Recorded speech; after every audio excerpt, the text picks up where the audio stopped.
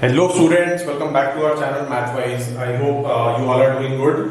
So आज हमारा class 8 का फर्स्ट चैप्टर का लास्ट सेशन है एंड इसको हम एंड कर रहे हैं एक बहुत ही इंपॉर्टेंट क्वेश्चन के साथ। एंड इनफैक्ट ये सिंगल क्वेश्चन नहीं है, हम इसके जैसा एक और भी प्रॉब्लम सॉल्व करेंगे। सबसे पहले एक बार कोई रिकैप कर लेते हैं। हमने क्लास 8 के चैप्टर भर में अब तक क्या क्या सीख लिया है। हमने रैशनल नंबर्स सीखा क्या होते हैं, रैशनल नंबर्स की बहुत सारी प्रॉपर्टीज सीखी जैसे कि commutative property, associative property, distributive property and उन प्रॉपर्टीज को अप्लाई करके हम क्वेश्चंस को इजीली कैसे सॉल्व करते हैं ये हम अभी फाइनली क्वेश्चंस में देख रहे हैं। ओके, सो बच्चों आपके सामने अगेन एक बहुत इंपॉर्टेंट क्वेश्चन है। क्वेश्चन ये है कि हमें इस एक्सप्रेशन का, इस पूरे एक्सप्रेशन का वैल्यू निकालना है। यहाँ पे आप देख रहे हैं कि मल्टीप्लिकेशन भी हो रहा है, सब्ट्रैक्शन भी हो रहा है एंड यहाँ पे आपको काफी सारे रैशनल नंबर्स दिख रहे हैं। तो हमें इस एक्सप्रेशन का वैल्यू निकालना है। This is a very simple statement, but बच्चों ये एक्सप्रेशन अगर आप देखेंगे, क्योंकि यहाँ पे मल्टीप्लिकेशन भी हो रहा है, सब्ट्रैक्शन भी हो रहा है और डिफरेंट रैशनल नंबर्स हैं, मतलब इनके डिनोमिनेटर्स भी डिफरेंट दिखाई दे रहे हैं। तो ऐसे में हमें क्या करना है, ऐसे में जो स्ट्रेट फॉरवर्ड तरीका है, करेक्ट स्ट्रेट फॉरवर्ड तरीका क्या है कि आप जहां मल्टीप्लाई करना चाहते हैं मल्टीप्लाई करेंगे पहले, उसके बाद सब्ट्रैक्शन कर देंगे और एंड में हमारा आंसर आ ही जाएगा, राइट। सो वो हमारा स्ट्रेट फॉरवर्ड तरीका है, लेकिन हम इसको कोशिश करेंगे कि इजी मेथड से सॉल्व करें, बिकॉज हमने इतनी प्रॉपर्टीज जो सीखी है रैशनल नंबर्स में, हम उनको अप्लाई भी करेंगे यहाँ, करेक्ट। वो जो मार्क करेंगे firstly, this is a very important question. ये एग्जाम्पल नंबर 3 है आपके एनसीईआरटी टेक्स्ट बुक का। ओके, एनसीईआरटी टेक्स्ट बुक का एग्जाम्पल नंबर 3 है। हमें फाइंड करना है वैल्यू। ध्यान से देखेंगे आप इस एक्सप्रेशन को एंड समझेंगे। It is 2/5 into -3/7। तो बच्चों ध्यान देंगे, हमने क्लास 7 तक भी सीखा है इनफैक्ट, जब मल्टीप्लिकेशन हो रहा है तो हम इसको एक सिंगल टर्म कंसिडर करते हैं, करेक्ट। हम इसको एक सिंगल टर्म कंसिडर करते हैं एंड ऐसा ही मल्टीप्लिकेशन आगे भी दिखाई दे रहा है। यहाँ पे हमें दिख रहा है -3/7 इंटू 3/5। तो ये मल्टीप्लिकेशन की वजह से ये भी एक सिंगल टर्म है। तो अब तक हमारे पास कितनी टर्म्स आ गई, टोटल 2, राइट। एंड थर्ड और लास्ट टर्म जो है बच्चों वो है 1/14 जो यहाँ पे सब्ट्रैक्ट हो रहा है। तो हमें ये 3 टर्म्स को सॉल्व करके हमारे एक्सप्रेशन का वैल्यू निकालना है। सो इसमें हम क्या करेंगे, सबसे पहले क्योंकि हम जानते हैं कि कॉम्यूटेटिव प्रॉपर्टी हमें अलाउ करता है कि जब मल्टीप्लिकेशन हो रहा है तो हम इसका ऑर्डर चेंज कर सकते हैं, करेक्ट। हम इसका ऑर्डर चेंज कर सकते हैं। दैट मीन्स हम पहले इन 2 टर्म्स को सॉल्व कर पाएंगे, राइट। वाई, बिकॉज यहाँ पे कॉम्यूटेटिव प्रॉपर्टी अप्लाई हो जाएगी। So that is point 1। And ऐसा करने से हमें क्या फायदा होगा बच्चों, आप ध्यान से देखेंगे, ये दोनों टर्म्स में एक रैशनल नंबर कॉमन है। ये दोनों टर्म्स में एक रैशनल नंबर कॉमन है विच इज -3/7। ओके, सो -3/7 को हम इजीली कॉमन ले पाएंगे with the use of distributive property. Okay, तो ये सब अभी हमने बातें तो काफी कर दी है, तो इसको सॉल्व करना स्टार्ट करते हैं। आपको इजीली समझ में आ जाएगा कि हम क्या करने की कोशिश कर रहे हैं यहाँ पे। सबसे पहले बच्चों हम क्या काम करेंगे, कॉम्यूटेटिव प्रॉपर्टी को यूज करते हुए यहाँ पे हम थोड़ा सा ऑर्डर रीशफल करेंगे, ऑर्डर चेंज करेंगे। तो हम सबसे पहले अपनी जो टर्म्स हैं लाइक 2/5 इंटू -3/7, ये पहला टर्म, एंड दूसरा टर्म यहाँ क्या है -3/7 इंटू 3/5। ओके, इनको हम एक साथ में लिख लेंगे। एंड जो ये वाला टर्म है -1/14, इसको हम लिख देंगे लास्ट में। एंड हम ऐसा क्यों कर पा रहे हैं, ये हमें एग्जाम में बताना जरूरी है कि हमने ऐसा क्यों किया। हमने ये 2 टर्म्स को पहले क्यों लिखा है यहाँ पे एंड बीच वाले टर्म को हमने लास्ट में क्यों लिखा, बिकॉज ऑफ कॉम्यूटेटिव प्रॉपर्टी।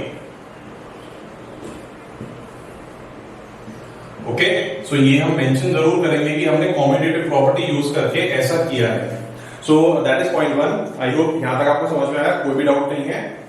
अब क्या करेंगे बच्चों, ध्यान से देखेंगे कि फर्स्ट टर्म और सेकंड टर्म में -3/7 जो है वो कॉमन है, करेक्ट। -3/7 is common. तो हम इसको क्या करेंगे, हम या तो -3/7 को कॉमन ले सकते हैं, ओके, या फिर अगर आपको जैसे कुछ बच्चों को यहाँ पे थोड़ा सा डाउट हो सकता है कि सर यहाँ तो -3/7 है बट यहाँ मुझे सिर्फ 3/7 ही दिखाई दे रहा है, मुझे यहाँ -3 नहीं दिखाई दे रहा। बिकॉज ये माइनस साइन तो आपने यहाँ लिखा है। तो कोई बात नहीं, आपको भी टेंशन लेने की जरूरत नहीं है, आप सिंपली 3/7 को भी कॉमन ले सकते हैं, माइनस साइन अंदर ही रह जाएगा। ओके, सो हम क्या करेंगे नेक्स्ट स्टेप में बच्चों, इन दोनों में से जो कॉमन पार्ट है, लेट्स से हम 3/7 को कॉमन निकाल रहे हैं। ओके, एंड हमने पढ़ा था डिस्ट्रीब्यूटिव प्रॉपर्टी में, जब हम कोई भी रैशनल नंबर को कॉमन लेंगे तो उसके साथ में क्या बाहर आएगा, मल्टीप्लिकेशन का साइन। ओके, सो मल्टीप्लिकेशन का साइन बाहर निकालने के बाद आपके पास यहाँ क्या रह जाएगा, ये माइनस साइन बचेगा एंड 2/5। सो बेसिकली आपके पास यहाँ रह जाएगा -2/5। आई होप ये पॉइंट क्लियर है आप सबको। एंड आगे चले तो इस वाले टर्म में से आपने 3/7 और मल्टीप्लिकेशन का साइन तो बाहर निकाल दिया, यहां बच जाएगा -3/5 एंड ऑब्वियसली जो हमारा लास्ट टर्म है which is -1/14। So I hope यहां तक की बात आपको क्लियर हो गई अच्छे से। एंड इसका रीजन देखिए बच्चों, हमने ऐसा क्यों किया, हमने ये कॉमन क्यों निकाला, कौन सी प्रॉपर्टी को यूज करके, that is distributive property. Okay, तो हमने यहां पे डिस्ट्रीब्यूटिव प्रॉपर्टी यूज करके ये कॉमन टर्म्स को बाहर लिया है। नाउ अब आपको क्या करना है बच्चों, आपको अंदर जो ब्रैकेट में वैल्यू आई है इसको सॉल्व करना है। एंड ये सॉल्व करना बहुत आसान है। रीजन क्या है कि ये दोनों रैशनल नंबर्स का डिनोमिनेटर जो है सेम है। सो बचेगा हमारे पास 3/7 इंटू, यहां पे आप एलसीएम लेंगे विच इज 5 एंड ऊपर क्या बचेगा -2 -3 एंड ऑब्वियसली जो आपका लास्ट टर्म है -1/14। ओके, आई होप यहां तक की बात भी क्लियर हो चुकी है। नाउ ध्यान से देखेंगे बच्चों, दिस इज -2 -3, सो -2 -3 कितना होगा, ये हो जाएगा -5।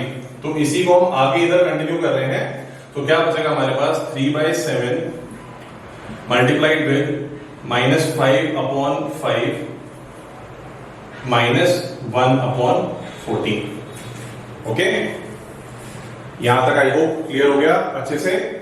नाउ -5/5 में आप देख सकते हैं 5 और 5 कैंसिल हो जाएंगे। सो फाइनली आपके पास यहां बचेगा -3/7 -1/14। ओके, तो -3/7 -1/14। तो ऐसा करके हमारे पास अभी सिर्फ लास्ट में 2 टर्म्स बच गए हैं और इन 2 टर्म्स को सॉल्व करके आप अपने इस क्वेश्चन का फाइनल आंसर निकाल लेंगे। तो यहां तक आई होप क्लियर हो चुका है। वीडियो को पॉज करके आप नोट करेंगे एंड इसके आगे बस हम लास्ट के 2 स्टेप्स करने वाले हैं, बट यहाँ पे वीडियो को जरूर पॉज करें एंड इतना पार्ट आप नोट करेंगे एंड इसको हम आगे कंटिन्यू करते हैं यहां से।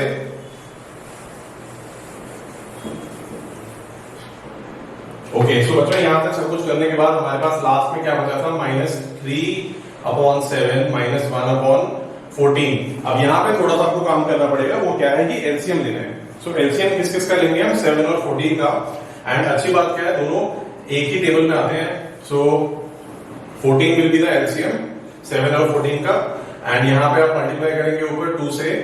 सो -3 इंटू 2 कितना होगा, -6 एंड यहाँ पे रहेगा -1। सो फाइनली हमारे पास क्या आएगा बच्चों, -7/14 एंड सिंप्लीफाई कर देंगे इसको। So -1/2 is our final answer. Okay, तो हमने देखा कि पूरे क्वेश्चन में हमें जो भी मल्टीप्लिकेशन सब्ट्रैक्शन करना पड़ा बहुत मिनिमल था। एंड आई होप ये क्वेश्चन आपको क्लियर हुआ, नोट करेंगे पूरा इसे एंड आगे चलते हैं हम एक और सिमिलर क्वेश्चन पे।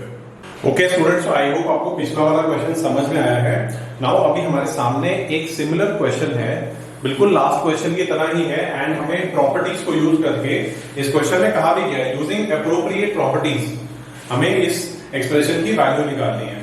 ओके, एंड बच्चों ये क्वेश्चन जो है ये कहां से है, ये आपकी एनसीईआरटी बुक में ही है, लेकिन जो बच्चे अभी इस साल की नई एनसीईआरटी बुक को देख रहे हैं 2023 की, जहां पे एक्सरसाइज सेकंड को हटा दिया गया है और बेसिकली जो आपका अभी का सिलेबस है उसी के हिसाब से जो नई बुक है आपको उसमें ये क्वेश्चन दिखाई नहीं देगा। लेकिन अगर आप अपने पिछले साल वाली एनसीईआरटी बुक से जिससे पहले जो भी है उसमें आप देखेंगे तो आपको ये क्वेश्चन मिल जाएगा एंड बहुत इंपॉर्टेंट क्वेश्चन है ये भी। नाउ एनसीईआरटी बुक में नहीं है इसका मतलब ऐसा नहीं है कि ये क्वेश्चन आएगा नहीं, बिकॉज ये हमारे सिलेबस में ही है।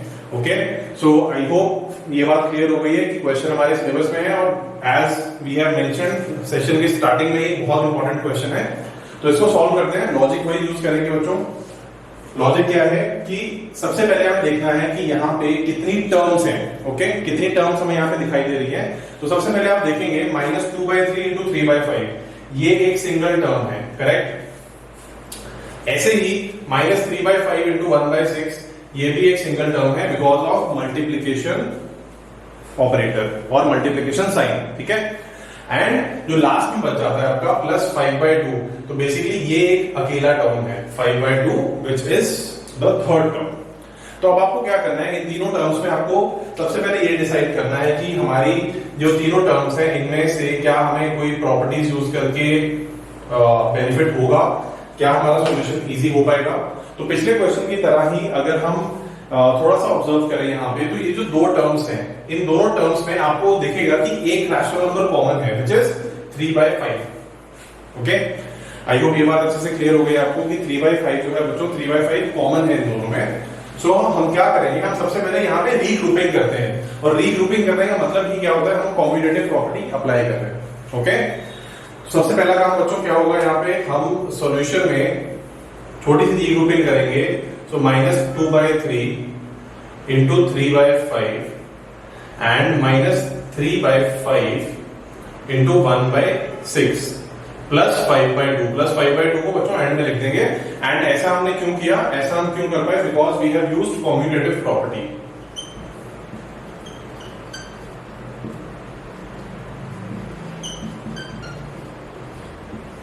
Okay. So we have used commutative property. And अब क्या करेंगे बच्चों, ये जो दोनों टर्म्स हैं जहां पे आपको कॉमन दिखाई दे रहा है 3/5, आप 3/5 को कॉमन ले लेंगे। तो 3/5 कॉमन लेने के बाद मल्टीप्लिकेशन साइन भी बाहर आ जाएगा। आई होप अभी तक ये प्रोसेस क्लियर हो गया। तो अब थोड़ा सा हम इसको जल्दी करने की कोशिश करेंगे। तो बच्चों 3/5 कॉमन आ गया, मल्टीप्लिकेशन साइन बाहर आ गया। यहां से क्या बचेगा हमारे पास -2/3, एंड यहां से क्या बचेगा -1/6, ओके। एंड +5/2 तो लास्ट में एज इट इज आ जाएगा, फाइन। सो आई होप यहां तक ये बात आपको क्लियर हो गई है। एंड इसके बाद अगर हम चले आगे, तो सबसे पहले आपको यहां पे मेंशन करना जरूरी है कि हमने कौन सी प्रॉपर्टी यूज की है। So we have used the distributive property,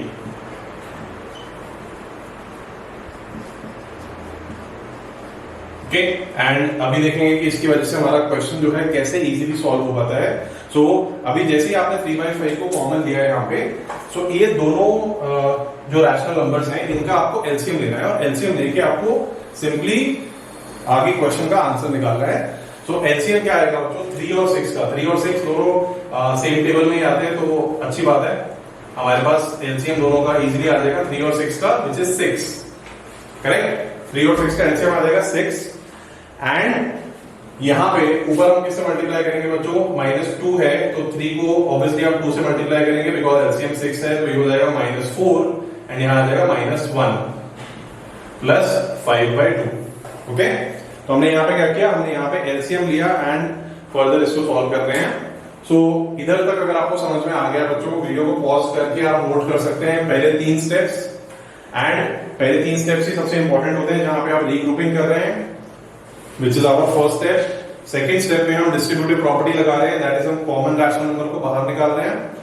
and third step of course common निकालने के बाद जो भी बच गया है ब्रैकेट में उसको सॉल्व कर रहे हैं, ओके। तो यहां तक अगर आपको समझ में आ गया बच्चों, तो ध्यान देंगे यहाँ पे -4 -1 कितना हो जाएगा ऊपर, -5। तो ब्रैकेट के अंदर जो भी कुछ लिखा हुआ है ये क्या बन जाएगा, -5/6। तो इसको आगे कंटिन्यू करें, अगर हम इसका सोल्यूशन पूरा करते हैं तो जो हमारे पास क्या रह गया अभी, 3/5 ब्रैकेट में बाहर क्या था 3/5 मल्टीप्लाइड बाय ब्रैकेट के अंदर हमने सॉल्व किया था, अभी क्या बोला था हमने -5/6 बचा है, करेक्ट। एंड प्लस ऑब्वियसली जो तीसरी वाली टर्म है वो तो बची गई थी यहाँ पे 5/2, ओके। तो अभी तक आप समझ गए होंगे कि हमने कोई भी कॉम्प्लेक्स, कॉम्प्लिकेटेड या बहुत लेंथी कैलकुलेशन नहीं की है। व्हाई, बिकॉज हम प्रॉपर्टीज यूज करके इसको सॉल्व कर रहे हैं, दैट इज व्हाई हमारा सॉल्यूशन इतना इजी लग रहा है। एंड अभी देखेंगे ध्यान से बच्चों, ये 5 और 5 आपस में कैंसिल हो जाएंगे बिकॉज मल्टीप्लिकेशन का साइन है इनके बीच में। ये 3 और 6 भी आपस में कैंसिल हो जाएंगे, तो बचेगा क्या, -1/2 प्लस 5/2। ओके, तो ये बात भी आई होप आपको अच्छे से क्लियर हो गई है। एंड अभी इनका क्या करना है आपको, अभी इन दोनों का एलसीएम लेना है। एलसीएम तो यहाँ पे जस्ट फॉर्मेलिटी है, एलसीएम लेने की जरूरत नहीं है, दोनों का डिनोमिनेटर सेम है, दैट इज 2। तो न्यूमरेटर्स को हम ऐड कर देंगे, -1 + 5 विच इज 4 डिवाइडेड बाय 2। तो 4 और 2 कैंसिल हो जाएंगे, आपका फाइनल आंसर क्या आएगा बच्चों, आंसर इज 2। ओके, तो आंसर क्या है यहाँ पे, आंसर 2 है। एंड पिछले क्वेश्चन की तरह आई होप ये वाला भी आपको अच्छी तरह से क्लियर हो गया है कि इस टाइप के प्रॉब्लम्स को हम कैसे सॉल्व करते हैं, कैसे इसको हम आगे अप्रोच करते हैं। एंड अगर क्वेश्चन क्लियर है इसको नोट करेंगे, एंड नोट करके अब सेशन के एंड की तरफ चलते हैं। एक लास्ट प्रॉब्लम और सॉल्व करेंगे हम, ताकि ये कॉन्सेप्ट हमें अच्छे से क्लियर हो जाए एंड हम अपना चैप्टर भी आज एंड करेंगे। So pause the video and यहां तक इसको नोट करते हैं। Let's move on to the next question quickly. Okay students, अभी हमारे सामने आज के सेशन का और इनफैक्ट इस चैप्टर का भी लास्ट क्वेश्चन है, बिल्कुल सेम है। हमें प्रॉपर्टीज यूज करके, हमें अप्रोप्रिएट जो भी सही प्रॉपर्टीज हैं वो यूज करके इस क्वेश्चन का आंसर निकालना है। एंड इस बार बच्चों आप ध्यान से देखेंगे तो पिछले वाले क्वेश्चंस के कंपैरिजन में थोड़ा सा आपको चेंज दिखेगा। यहाँ पे यहाँ जो टर्म्स हैं, टर्म्स उतनी ही हैं। सो बेसिकली पहला टर्म क्या दिख रहा है आपको, 2/5 × -3/7। तो मल्टीप्लीकेशन हो रहा है, दैट मींस एक सिंगल टर्म है, एक सिंगल एंटिटी है। ओके, एक सिंगल वैल्यू है, ये एक सिंगल टर्म है। एंड ऐसे ही 1/6 × 3/2 ये भी एक टर्म है। एंड लास्ट 1/14 × 2/5 ये हमारा तीसरा टर्म है। ओके, सो ये बात अच्छे से क्लियर हो गई कि पिछले क्वेश्चंस की तरह ही यहाँ पे भी 3 टर्म्स हैं, लेकिन ये वाला जो टर्म है जनरली हमें एक सिंगल रैशनल नंबर मिलता था, इस बार 2 रैशनल नंबर्स को मल्टीप्लाई करके दे दिया है। ओके, लेकिन इससे हमारे क्वेश्चन का जो सॉल्व करने का मेथड है, जो प्रोसेस है, उसमें कुछ भी फर्क नहीं पड़ेगा। हम same process, same method use करेंगे एंड इस क्वेश्चन का भी हम इजीली आंसर निकालेंगे। तो सबसे पहला काम आपको क्या करना है बच्चों, आपके सामने 3 टर्म्स हैं, तो तीनों टर्म्स को देख के आप आइडेंटिफाई करेंगे कि आउट ऑफ 3 ऐसे कौन से 2 टर्म्स हैं जिनके पास कुछ कॉमन है। ओके, सो इन तीनों टर्म्स में आपको ऐसे 2 टर्म्स ढूंढने हैं जिनके पास कुछ भी कॉमन है। सो आप क्लियरली देख सकते हैं यहाँ पे बच्चों, फर्स्ट टर्म और सेकेंड टर्म में कुछ भी कॉमन नहीं है, सेकेंड टर्म थर्ड टर्म में कुछ भी कॉमन नहीं है, लेकिन फर्स्ट टर्म और थर्ड टर्म में क्या है, फर्स्ट टर्म और थर्ड टर्म में एक नंबर कॉमन है, तो वो क्या है 2/5। तो ऑब्वियसली हमारा पहला स्टेप क्या होगा, पहले स्टेप से शुरू करेंगे हम यहाँ पे रीग्रुपिंग, यानी कि कॉम्यूटेटिव प्रॉपर्टी यूज करते हुए, कॉम्यूटेटिव प्रॉपर्टी को यूज करते हुए हम क्या करेंगे, हम पहले से रीग्रुपिंग कर देंगे। सो 2/5 × -3/7 प्लस 1/14 × 2/5 एंड लास्ट में -1/6 × 3/2। ओके, एंड बच्चों यहां तक आपको क्लियर हो गया होगा कि आपको यहाँ ब्रैकेट में क्या लिखना है, ब्रैकेट में आपको रीजन देना है कॉम्यूटेटिव प्रॉपर्टी। ठीक है, अभी I am not writing this, but आपको ये बात क्लियर होनी चाहिए कि यहाँ पे आपको रीजन देना है कि आपने कॉम्यूटेटिव प्रॉपर्टी यूज करके ऐसा किया है। ओके, नाउ पहले 2 टर्म्स में से तो बच्चों कॉमन आ जाएगा, हमें दिख रहा है कि 2/5 इज अ कॉमन टर्म, लेकिन ये जो थर्ड वाली टर्म है इसको भी आप सॉल्व कर सकते हैं यहाँ पे। तो बेसिकली यहाँ पे जो भी कैंसिलेशन हो रहा है उसको आप इजीली इधर कर देंगे एंड यहाँ पे क्या बच जाएगा बच्चों, 1/2 and again 1/2, so 1/4 will be left. And in दोनों में क्या होगा, इन दोनों में हम लेंगे 2/5 को कॉमन, जिसके साथ में मल्टीप्लिकेशन साइन बाहर आ जाएगा। Now -3/7 plus 1/14।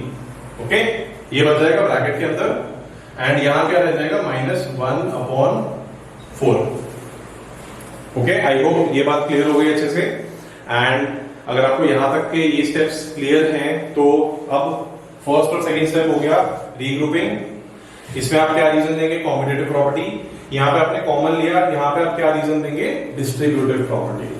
Okay, so last में अब यहाँ पे हम क्या करेंगे, इस ब्रैकेट को सॉल्व कर देते हैं बच्चों। 7 और 14 एलसीएम लेंगे तो एलसीएम इजीली आपका आ जाएगा 14। इसको हम आगे यहाँ राइट साइड में कंटिन्यू करते हैं, तो बचेगा हमारे पास 2/5 इंटू एलसीएम विल बी 14। यहाँ पे ऊपर आप मल्टीप्लाई करेंगे तो क्या होगा, -3 × 2 विच इज -6 एंड यहाँ पे क्या बचेगा बच्चों, +1। एंड लास्ट वाला टर्म क्या है -1/4। सो आई होप ये पॉइंट आपको क्लियर हो गया। एंड ये अब हम लास्ट स्टेप की तरफ आ रहे हैं। तो -6 + 1, बच्चों -6 + 1 कितना होगा? -5। तो आगे यहां पे क्या बचेगा? 2/5 इंटू -5 अपॉन 14 -1/4। तो अभी तक भी हमने कोई कॉम्प्लेक्स कैलकुलेशन नहीं की है। इजीली दिख रहा है क्या क्या कहां पे कैंसिल होगा। तो बच्चों ये वाला 5 और 5 आपस में कैंसिल हो जाएंगे, ये 2 और 14 आपस में कैंसिल हो जाएंगे। तो बचेगा आपके पास -1 अपॉन 7 -1/4। ओके, तो -1 अपॉन 7 -1/4 यहां तक आपके पास आ गया। अब लास्ट में आपको क्या करना है बच्चों? इन दोनों को एलसीएम लेके सॉल्व करना है और आंसर निकालना है। सो वीडियो को पॉज करेंगे, हमारा बोर्ड यहाँ पे फुल हो चुका है, तो हम इतना एरियस करके आगे कंटिन्यू करते हैं इसके सॉल्यूशन को। आप क्या करेंगे? आप वीडियो को पॉज करके यहां तक के स्टेप्स को अच्छे से नोट करेंगे एंड देन हम आगे चल रहे हैं और इस पार्ट को सॉल्व करके अपना फाइनल आंसर निकालते हैं। सो बच्चों हमारे पास अब बच गया है -1/7 -1/4। तो -1/7 -1/4 दोनों का एलसीएम ले लेंगे। तो बच्चों 7 और 4 का जब आप एलसीएम निकालेंगे तो वो आएगा 28। ओके, एंड 4 को इधर मल्टीप्लाई करेंगे, 7 को इधर, तो कुछ ऐसा होगा -4 -7 विच इज -11 अपॉन 28। तो ये हमारा फाइनल आंसर है। एंड जनरली बच्चों क्या होता है मैथ्स में, हमें एक फोबिया होता है, डर होता है कि अगर हमारा आंसर थोड़ा गुड लुकिंग नहीं है, मतलब कि हमारा आंसर ऐसे 1 2 1/2 3/2 ऐसा नहीं आ रहा, तो हमें लगता है कि शायद हमने कुछ गलती की है। एंड इस आंसर को देख के भी हमें एग्जाम में खास करके ऐसा लग सकता है कि क्या मैंने कुछ गलत तो नहीं किया। ओके, बट ऐसा कुछ नहीं है बच्चों। मैथ्स में आपके हर टाइप के आंसर्स एक्सेप्टेड है, हर टाइप के आंसर्स आ सकते हैं। तो आपको सिर्फ प्रोसेस पे ध्यान देना है, स्टेप्स अच्छे से ध्यान से समझना है, आपको कॉन्सेप्ट अप्लाई करना है एंड आपका जो भी आंसर आएगा वो सही जाएगा। ओके, तो इसके साथ में हमारा आज का सेशन और ये चैप्टर भी खत्म होता है, रैशनल नंबर्स। नाउ हमने एनसीईआरटी और उससे रिलेटेड जो भी क्वेश्चंस थे इंपॉर्टेंट वो तो सॉल्व कर लिए हैं, लेकिन फिर भी अगर कुछ एक्स्ट्रा क्वेश्चंस आपको आपके स्कूल में होमवर्क में मिलते हैं, प्रैक्टिस में दिए जाते हैं, या आप कोई दूसरी बुक से प्रैक्टिस करते हुए अगर आपको कुछ भी डाउट्स आते हैं तो you can comment in the video. आप कमेंट में ऐड कर सकते हैं उस क्वेश्चन को एंड डेफिनेटली हम उन क्वेश्चंस के सॉल्यूशन भी आगे सेपरेट वीडियो में प्रोवाइड करेंगे, that is for sure. And next session में हम क्या करेंगे बच्चों? नेक्स्ट सेशन में हम स्टार्ट करने वाले हैं नया चैप्टर कौन सा होगा? So for that stay tuned and till then keep practising, keep learning. Video अच्छा लगा तो वीडियो को लाइक करेंगे and share it with your friends, classmates and subscribe to our channel Mathwise. Thank you.